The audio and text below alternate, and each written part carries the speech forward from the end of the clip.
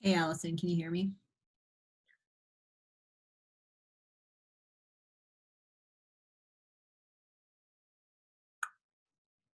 Hello, can you hear me? Yep, I can hear you now. Okay.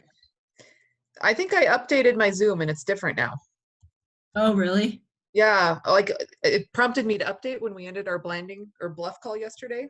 Uh-huh. And while I was still muted, I was saying it opened up differently and much faster. So I wasn't expecting it just now. Oh, got it. Hey, Pratt. Waiting audio to connect. Hey, Andy's muted. Oh, I'm still not on there. See, it was all different. It's just us three amigos. What's going on? Oh. How many people did you end up having confirming for this call? I had 8 people message me directly to get the link, so hopefully they'll Was be getting on. one of them? Marsha something. No. No Marsha Morana, Yes. whatever it is. Pseudo Facebook. It's great Yeah, that no. name now because now I can refer to her as that without actually saying her name. Well, and the nice thing about not being a real account is you can block them too, so. Yeah.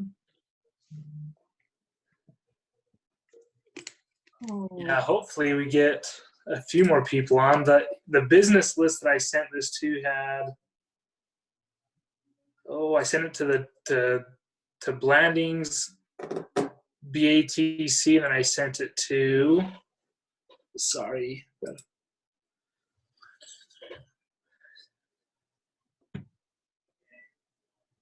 sent it to about 40 businesses. So hopefully.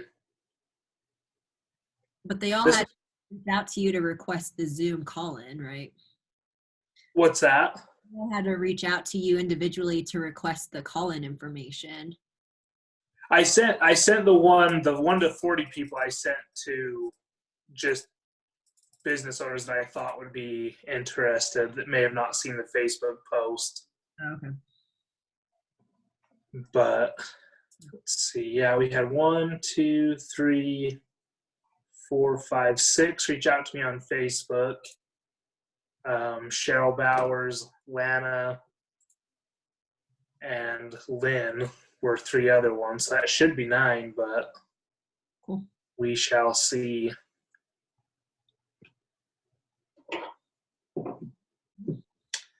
Some people might be dialing in or trying to get in, so.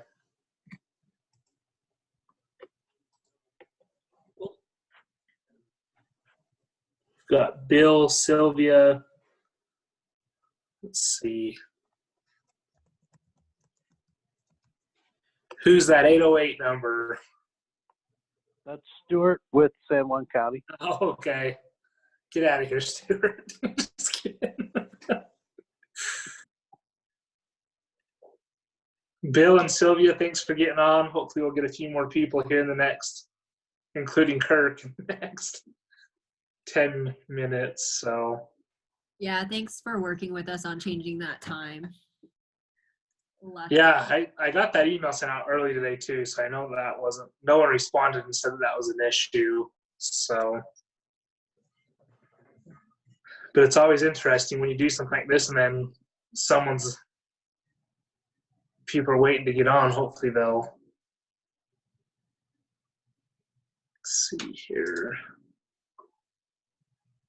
Cool. So I have Aspen. So my whole staff's on right now. Okay. Thanks for getting on, Sherry, if you can hear us.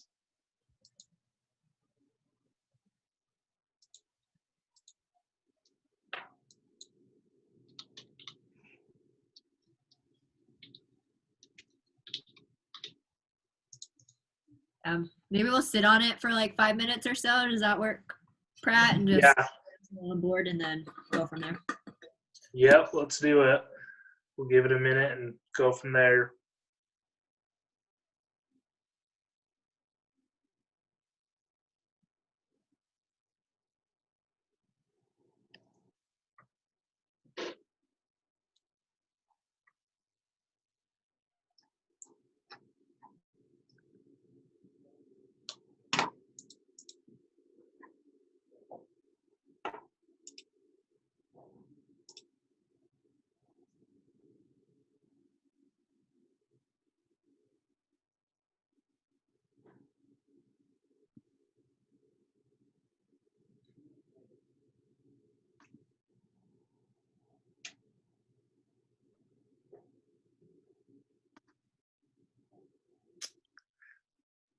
Pratt, can you hear me?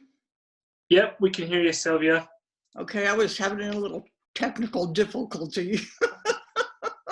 I'm okay now. Oh, it's all good. That happens, so no worries.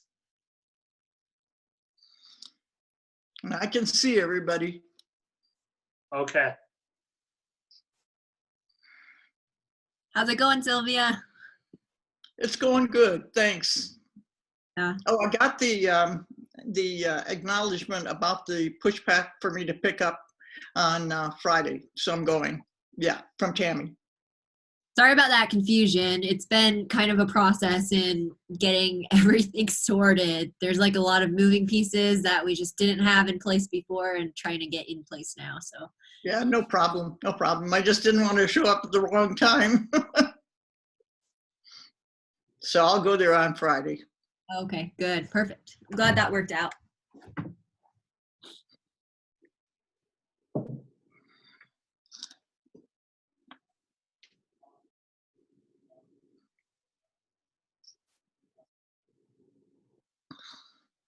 Hi, Allison. Hi, Sylvia. I had to unmute myself. I have lots of technical difficulties too, so. You can join in a couple different ways, and when one doesn't work, then it just takes a few minutes to get the other one going. Yeah. Yeah. What's that beautiful background behind you? It's just a photo. You can put a virtual background on. Oh, all right. Just come here. All right. Come here. Okay, I'm going to mute myself because we don't know what's about to be said here.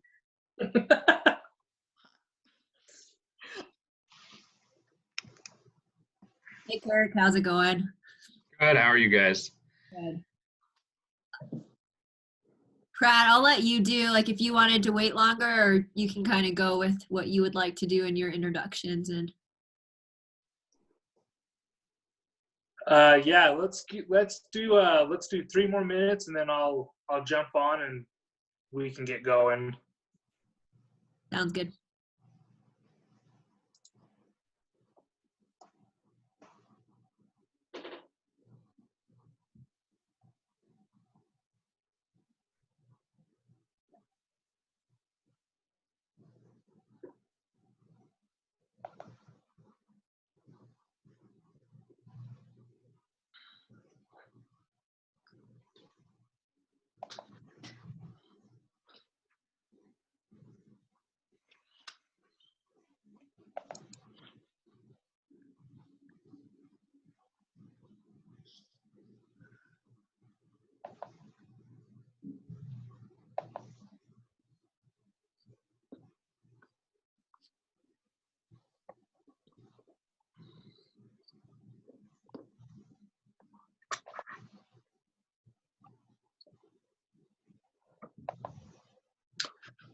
Anyone that's just jumping on, we're going to go about 2 more minutes, and then we'll get going with the meeting.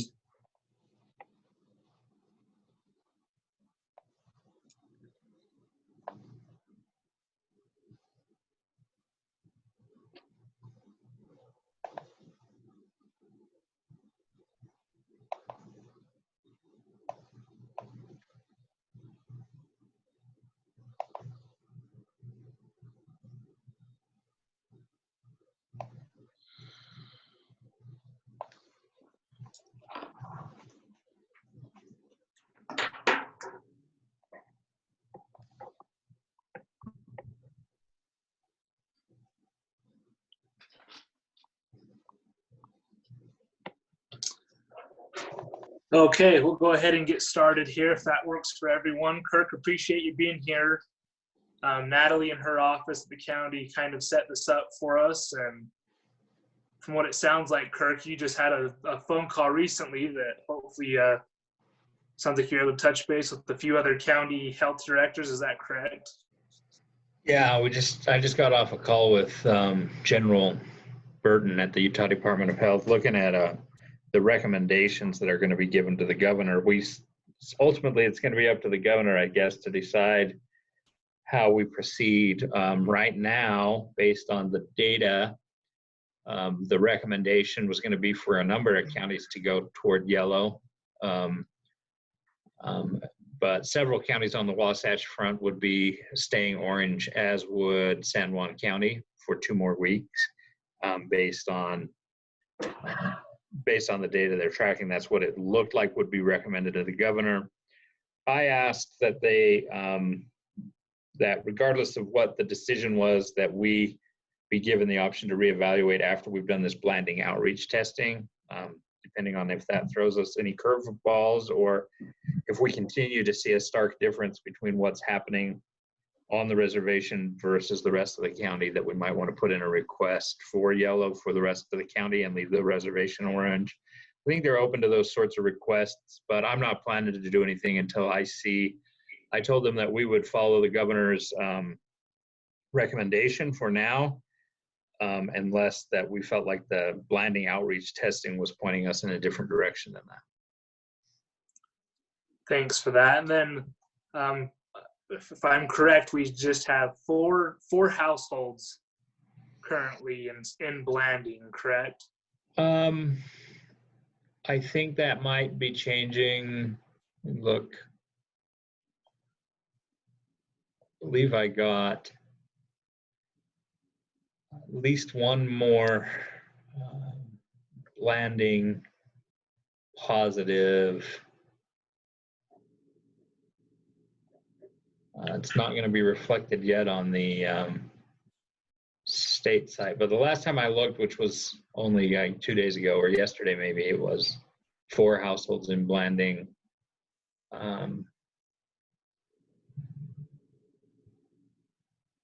Looks like one more Blanding case popped up just yesterday, and our preliminary investigation suggests there may also be a household death associated with that, but that person died while traveling out of state, so it's a little bit unclear if that's COVID related. But it looks like a spouse or a relative in that household may have also passed away. We're still looking into that. So I think we're at 4, maybe 5 households in Blanding. Okay. Potentially a death, but that's only been reported. That's under investigation. That's not official. I shouldn't even probably say it, but that was reported by the individual that a spouse had died or something. But we would need to request records from the state where that person passed away to see what's going on there. So I guess I could call it hearsay at this point. Okay. So we currently have on about 6 business owners. We have, if I'm doing my math right, we've got Sylvia, who runs the Dinosaur Museum, Bill Haven, who runs Haven Guest Ranches, Sherry, who does the thrift store down here in Blanding on Main Street. Leah Lyman, I am not familiar with you. And then we have Nicole from, I believe, if that's Nicole Perkins, from the library. We have Lana Arthur and Sarah as well. So we had city council last night. For any of you that didn't see that or haven't jumped onto YouTube yet, the biggest concern that Blanding seems to have right now, the community, is what are we going to do with baseball, 4th of July, things like that. Yeah, I think across the state, every community is worried about youth sports in general, and holiday celebrations and what it's going to look like. And so with everything that's been going on, like you said, we may be, I mean, even if it's 2 to 3 weeks, that puts us just around June, going to yellow. One of the things that was brought up yesterday at City Council that I wanted you to kind of touch on, just to explain to us, I believe Washington County and a few other, I think it was Iron County, and then they wanted to go to yellow before everyone else, and they were denied, some of those being, their ICU capacities and things like that. But what does it take to go from yellow to green? Because, I mean, or orange and yellow, I understand will, mask 6 feet of distance, things like that. But what do you foresee needing to happen to go to green? Is it a matter of cases, or is it a matter of time and, developing medicine, things like that? What are your thoughts? And I know that's a broad Yeah, question. But I actually don't know at this point. I probably could know. I think that some of those triggers have been shared with me. I have not had a chance yet to really evaluate that. I don't think that anybody feels like green is on the horizon until, the fall. And maybe things would change fast enough that it will be, but I think right now, I don't think anybody is really even considering green. But I anticipate that the governor may allow some counties to go to yellow right away. And maybe once we've got 2 or 3 weeks worth of data and things are still good, I think ultimately what it boils down to is if people are in yellow category and stable, and we aren't seeing changes after 2 or 3 weeks, that perhaps green might be on the horizon as long as all the indicators are there. But I probably shouldn't speak to that because I really haven't reviewed what the triggers are to jump from yellow to green. But I would anticipate it would be something like maintaining stable case.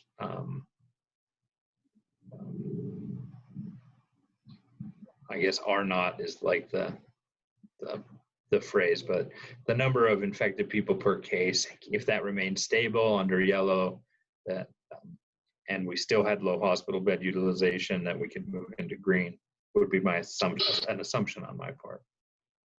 Yeah, and I didn't assume by any means we'd even be we're definitely not planning on being to green by even the end of July, unless everything went well. For those of you in the area that are curious, the main concern we have with the 4th of July and any celebration at all, parade routes, food vendors, is maintaining that 6 feet of distance.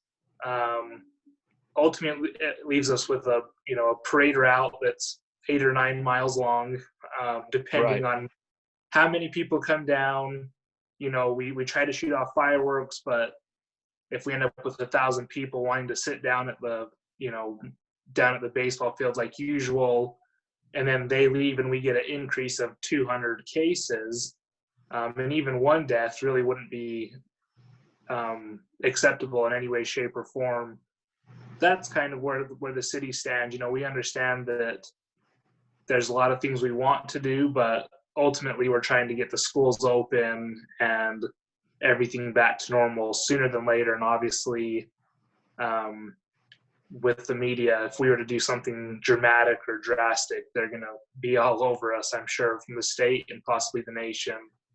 So it's definitely been an interesting thing to hear, what people are pitching and some of their ideas and things like that. But so from what you're saying, it looks like we'll be orange anywhere from 2 to 4 more weeks, with the idea of going to yellow possibly mid-June, first week of June, if things continue to stay the same.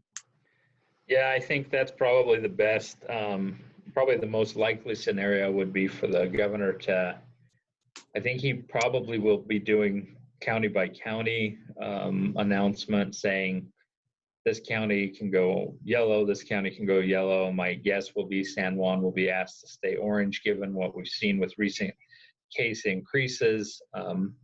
I hope that our landing testing can feed into that. And if we see really good data with that we might put in a request one way or the other, I guess, if he were to say, hey, San Juan can be yellow, and then we saw data in our blinding outreach testing that made us nervous, we could ask to go back to orange, and vice versa. If we were asked to stay orange and we saw data that looked very promising in our blinding outreach testing, we could potentially ask for an exception. So that's always an option, but right now, until we get those results back, I'll follow whatever the governor recommends for us based on the existing data that they're evaluating, and then we can go from there. And is most of their data, is it coming from, they're looking at test results and, hot spots, things like that? Is that, or are they also looking nationally as well? They're not looking at anything nationally. They're just looking at, essentially, if you were to go to coronavirus.utah.gov/case counts, let me see if I can navigate there. There's a new chart that shows up on that site under, if I can find my way there again. Is it under risk phase? I don't think so. I think it might be under.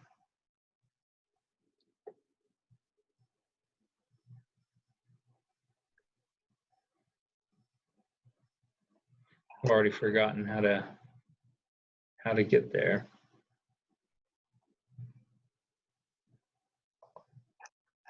I was gonna say under the color-coded risk phases, if any of you that are listening, if you do that, the coronavirus.utah.gov, and then it has a color-coded risk phase, you click that link, and it shows all the counties, and it has the guidelines and the Utah Leads Together plan. And if you haven't seen that, that's what we're referring to. Some of that is what Governor Herbert is talking about is, yeah, thanks, Natalie. Yeah, so if you go to updates, I think you go to the case count page. Yeah, click on updates and go to case count. And then along the top in that blue bar, there are multiple options, I think, once it loads. Yeah, that right-hand option, incident and epidemic curve. And this is one of the main, I think, this 2-week cumulative incident rate is one of the primary indicators that the governor's task force is looking at. And they're looking for, over the last 2 weeks, if you've seen what appears to be an increase in spread, which we have seen in the Montezuma Creek area. We've seen an increase over the last 2 weeks. And so we are in the high rate. And I think that he will be recommending that counties that are in the high rate stay orange. Counties that are in that moderate high rate, it kind of might go either way depending on his judgment, I think. But counties that are in the moderate rate or the low rate, or are low enough that they're not statistically significant, which is the gray, that they would be able to move toward yellow and continue to monitor that rate. So that's one of the primary indicators, is this is the case incidence per 100,000 people, and its change over the last 2 weeks is probably one of the main indicators that's being monitored. Okay.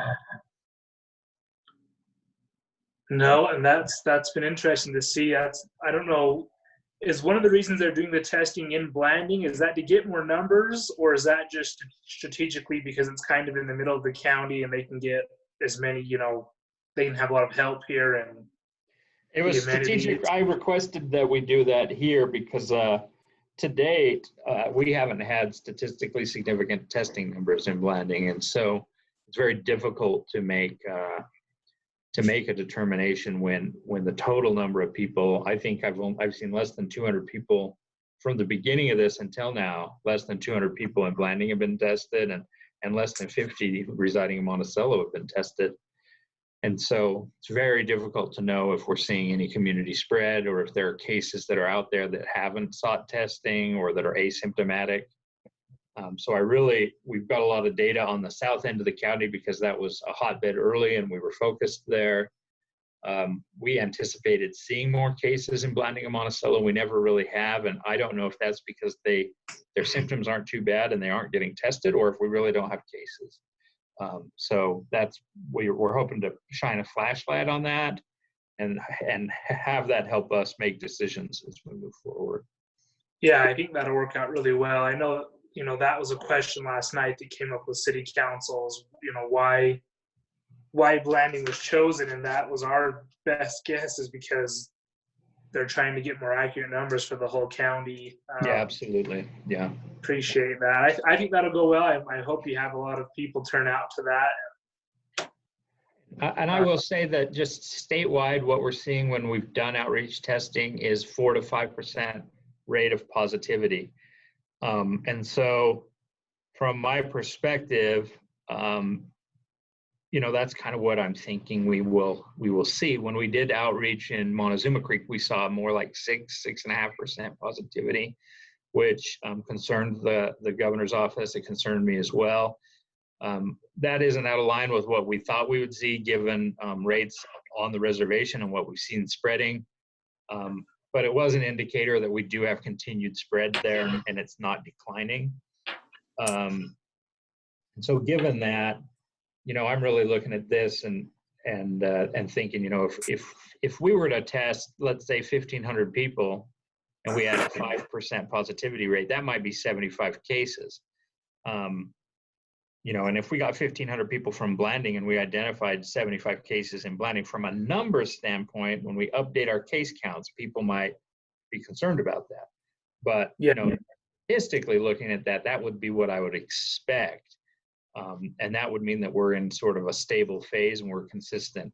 If we were significantly lower than that, I think that would be evidence, at least, looking just at the Blanding Monticello residents and not looking south. If we were significantly lower than that, I think that would be good evidence to me that our social distancing is working, that we're not getting a lot of cases from, people that are going to Ace Hardware or Clark's Market and intermingling with potential other cases, that the social distancing in place is working and that we would be in a good position moving forward. And if we got thrown a curveball, like I say, it's a black hole right now. I don't know what's going on. But if we were to be thrown a curveball and say we saw 7 or 8% positivity in the Blanding area and we just had no idea that was happening, that would be something where we would want to really tighten down and really evaluate what we're doing, whether we're being effective. So I really want to be guided by the data on this and not jump to conclusions. So I told the governor and the Utah Department of Health that we will follow along with their recommendation, and we really want this Blanding outreach testing to then be considered to say, yeah, are we going to stay on that course, or is there room for us to move one direction or the other? But right now, given the lack of data, we'll just follow their recommendations based on the current trends that we do have data on, and continue to try to gather more data and understand the lay of the land better. All right, thank you. Yeah, I know we're planning on opening the visitor center June 1. And that, some of those precautions that we have, picking up a push pack, picking up some form of a shielding to protect the guests from our employees, the little things like that. And I'm sure that that's required and that your department, Kirk, is checking on those things. But it seems Blanding seemed to have done pretty well with that. Everywhere I've gone, I've seen gloves and masks and the plexiglass. So it's done. Hopefully, some of those high use areas like, Clark's and Ace and the gas stations, it seems to be that people have done their best at least to do that.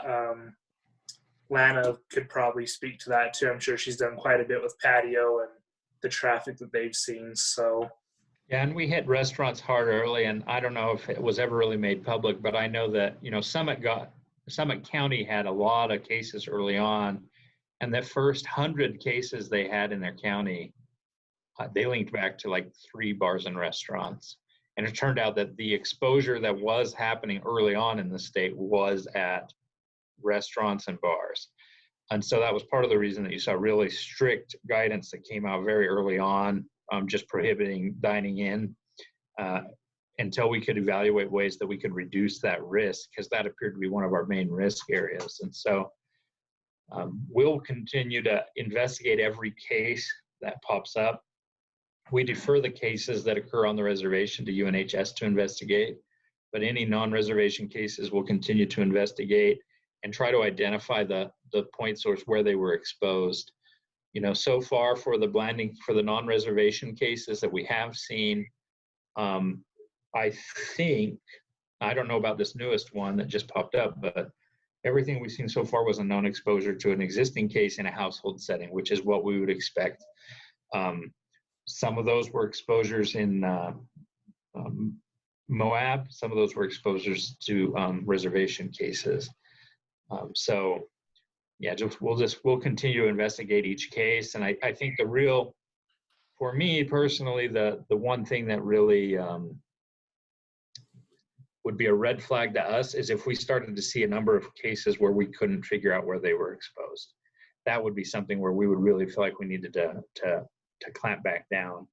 But as long as we feel like we understand every new case we get, that they're an exposure to an existing case, and not an exposure at, you know, a hardware store or a restaurant, that we would feel comfortable continuing to gradually open up and maintain social distancing and move in that direction. Good. Yeah, I think that's what everyone's probably, you know, I think everyone gets that and has understood that well. From my end, I didn't have any other questions. As far as everything, they'll be at the Centennial Park Thursday and Friday, starting at 8:15 a.m. Is that correct? Yep, that's correct. And does that have a deadline on the end of the day, or is it? They're going to test as many people as they can while supplies last. I think they may have a limit that they can do per day. I'm not 100% sure what that limit is. But I should know, but I don't know what that limit is. I think they have a set number of tests that based on their number of samples that they can perform. It's pretty high. I think it's like 2,000 total tests or something that they can perform. And so it's just a matter of they're planning to be there. They'll have to close if they continue to have people coming in late at some point in the day, they're just going to have to close it. But I think they're anticipating going 8 to 4 on Thursday, and then 8:15 till 4, and 8:15 until probably 1 or 2 p.m. on Friday, and then they'll probably need to wrap it up so that they can get those samples back up to the lab for testing. Okay. All right. I didn't have any additional questions. If you're all right, I will open this up to anyone that's on this call if they have questions. Would that work? Yeah, that's fine. And yeah. Okay. If anyone has questions, please unmute yourself and voice your question. Be sure to kind of wait and not talk over each other if you can, please.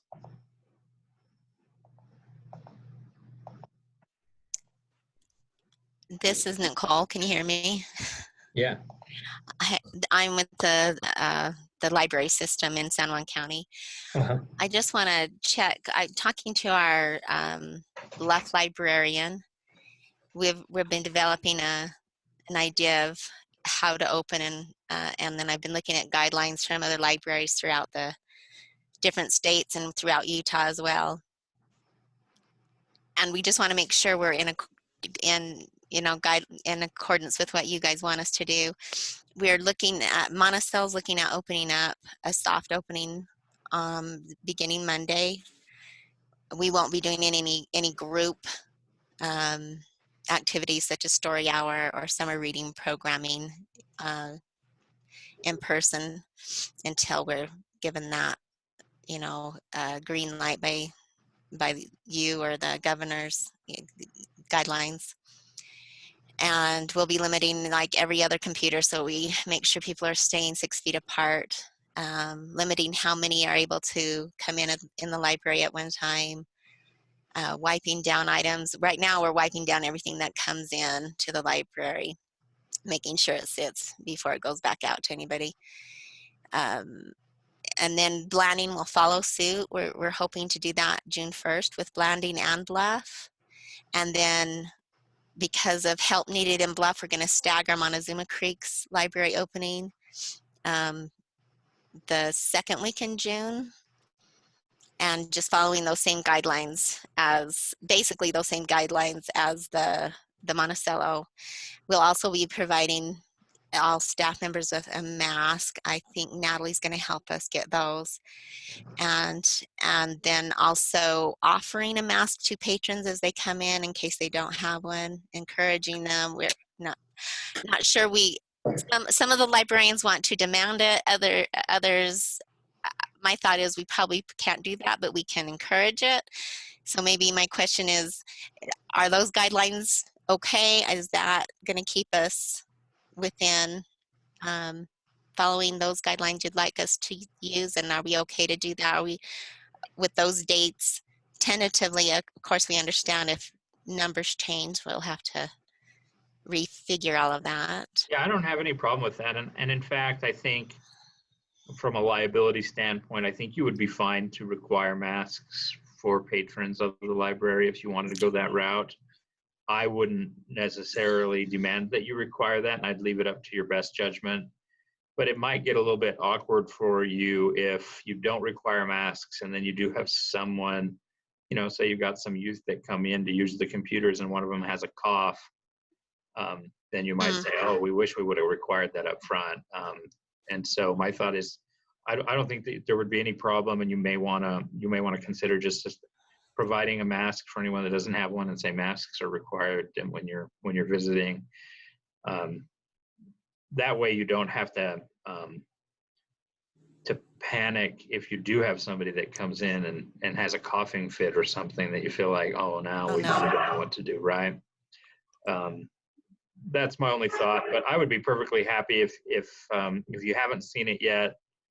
We've developed those the San Juan Strong Promise, and it's got that checklist of general guidelines for businesses, and I think you could walk through that, and we'd be happy to add you to that list and give you guys a certificate for your window as you attest that you're following all of those guidelines. And Natalie, has everybody on the call seen that, or do you want to talk a little bit about that? If everyone on the call has seen it. Okay. Maybe after any of her questions, I can follow up with just like a quick review of the San Juan Strong Promise. But I think that sounds fine, and I would support that. So another question with the sneeze guards or the plexiglass, it's so in Bluff and Montezuma Creek, even if we had plexiglass, because of how the rooms are, like the Bluff is so small, unless we had it on all three sides, I don't think it would really help anything having a plexiglass there. So are we required to have that? No, I think the read recommendation would be to Okay. have that in a situation where you couldn't maintain proper distancing. Okay. So I think it's geared more toward, like, maybe, a situation like, you think like at the DMV or something like that, where they've maybe got it set up where you've got to interact with their teller or something like that, and there isn't a way, maybe they're not set up to maintain 6 foot distancing, that they would use a plexiglass. But in any situation, I think where the distancing can be maintained, I think that the plexiglass is not a requirement. It's just an alternate option for those situations where you're kind of set up so that you have to be face to face to somebody in less than a 6 foot scenario. Okay, so it sounds like we would have to have one in the Bluff. library and possibly the LaSalle. But they'd have to be on all three sides because of the way the door and the desk and everything's situated. You'd come in. Yeah. And it wouldn't be 6 foot distancing there. Okay. I'll have to look into how we. Yeah, and let me know if you have questions on that. I think, yeah, there might be all of these things I view as essentially guidelines for the most part that we would encourage you to be able to implement so that you can feel like you're providing the best, the safest possible resource to your patrons, right? That you're doing everything that you know is effective to provide a safe environment. So. Okay, thanks. Mhm.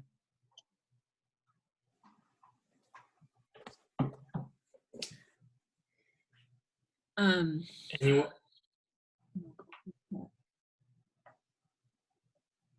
Did you you're want me probably, to this oh, one? sorry, Natalie. I could say you're probably good to go if no one else has questions. Okay. I'm just gonna screen share while I talk because it's probably gonna be easier that way. So if you haven't already seen it, there has a review letter that comes with it. It's just this forward-facing letter, and I can drop a link to it in the chat box as well on the side for quick reference, and then send it on to Pratt for him to send on to everyone on this call.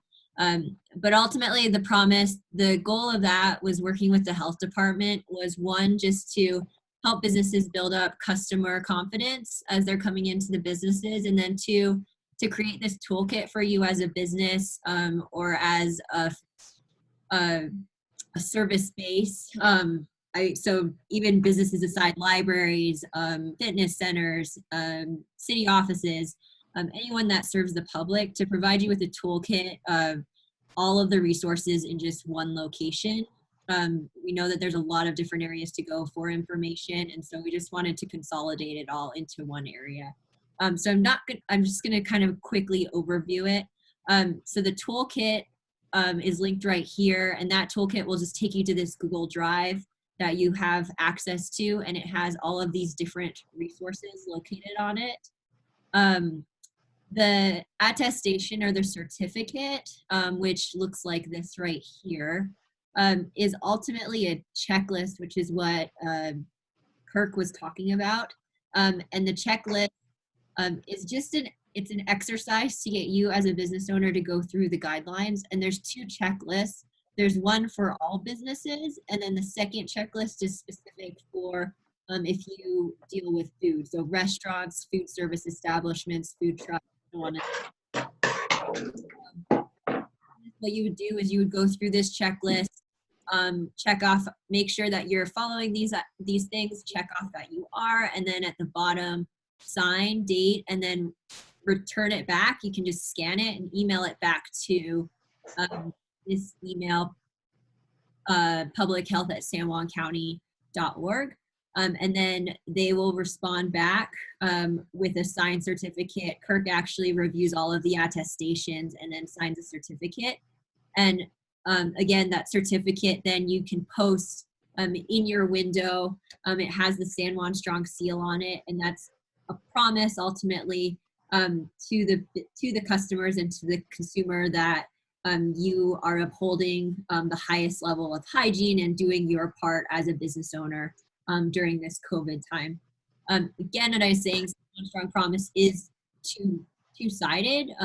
Just as much as it's the business owner, it's also the consumer. And so these posters are what provide that information. So Nicole, as you were talking about, what do we do about face masks and things like this could be a resource for you, these posters to hang up in your window to say, hey, every visitor as you're coming through, they can just read this poster.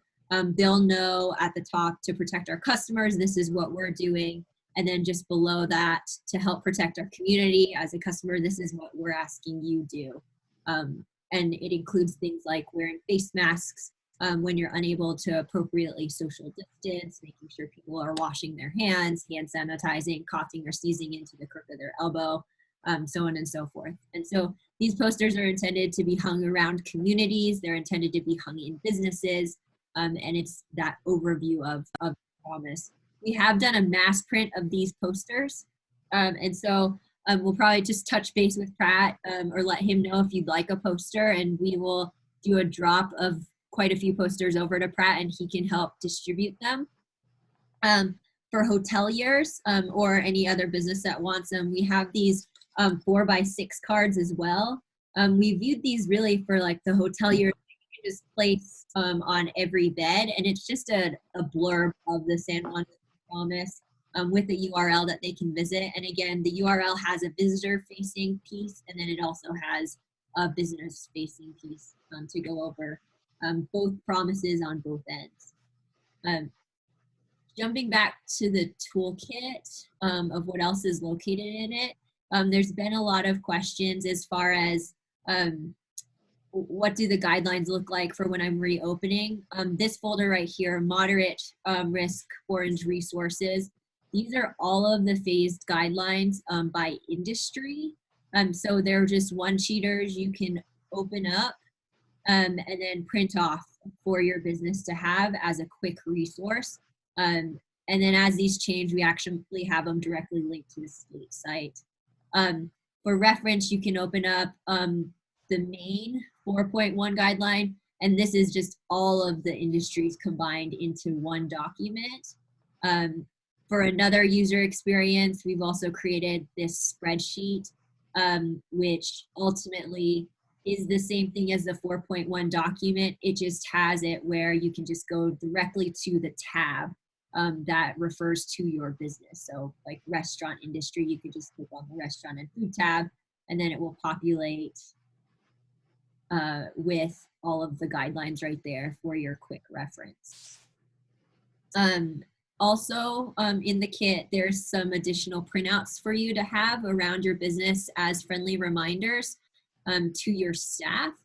And they're all of the reminders of what does a quarantine look like, what does self-isolation look like, reminders to stand 6 feet apart, what the overall moderate risk phase looks like.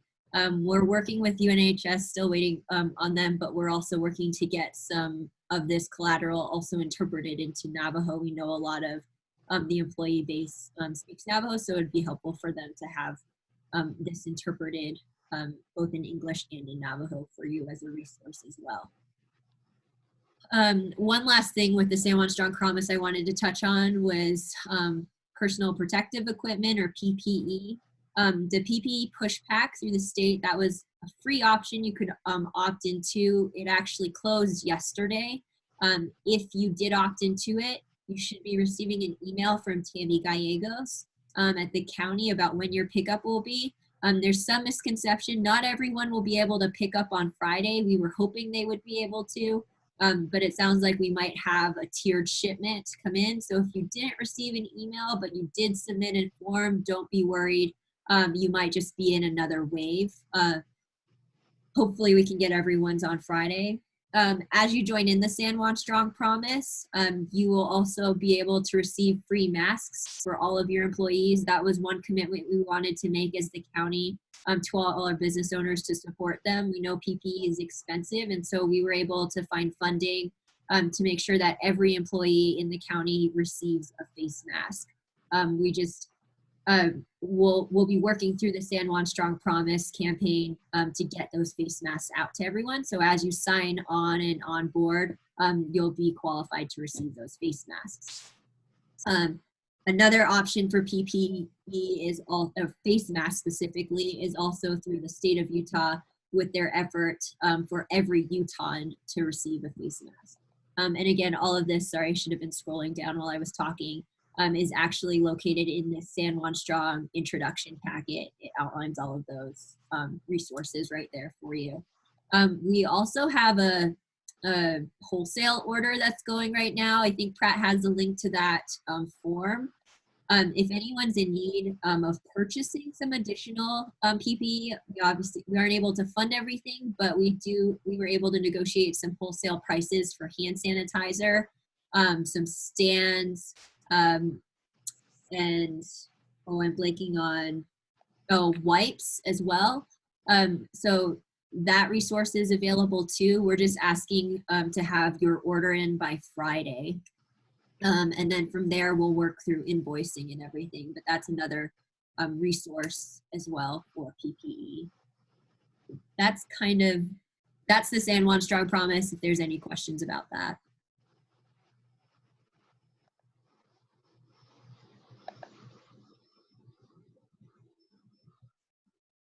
It looks like there was one question from Sarah. This might be Kirk.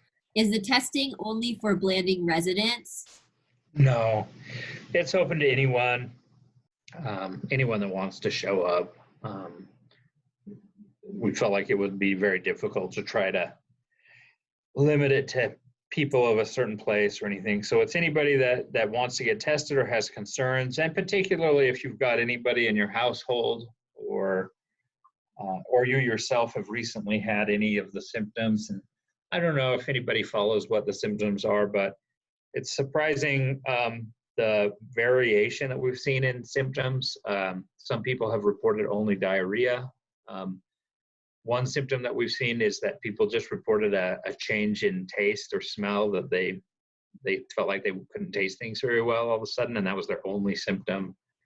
Other common symptoms are just a fever or extreme fatigue or a headache.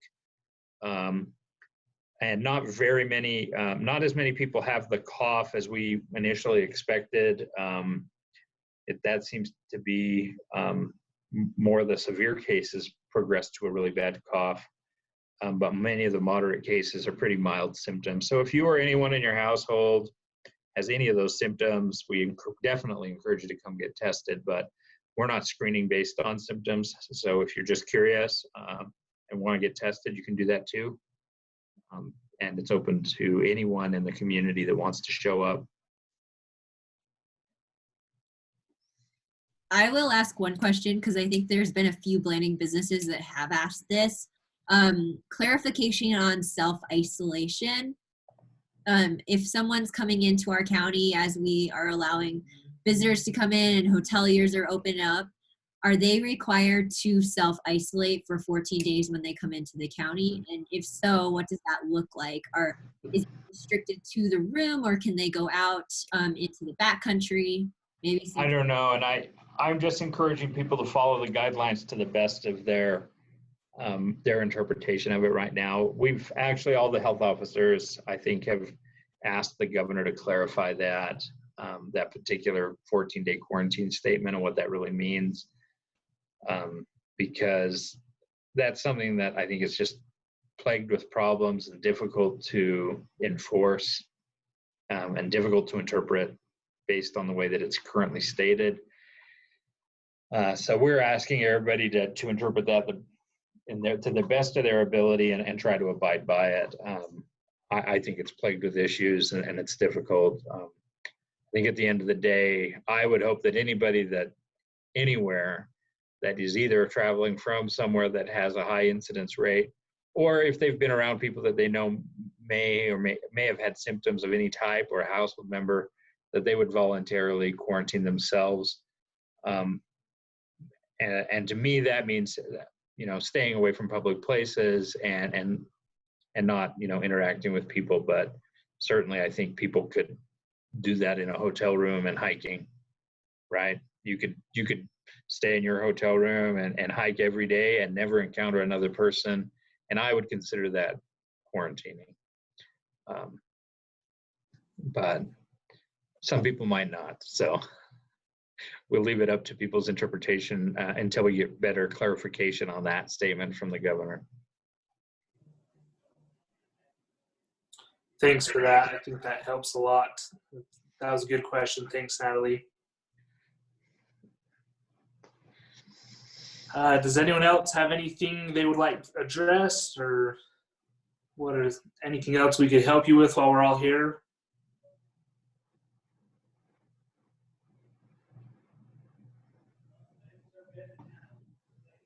Okay. Well, I think Thanks, everybody.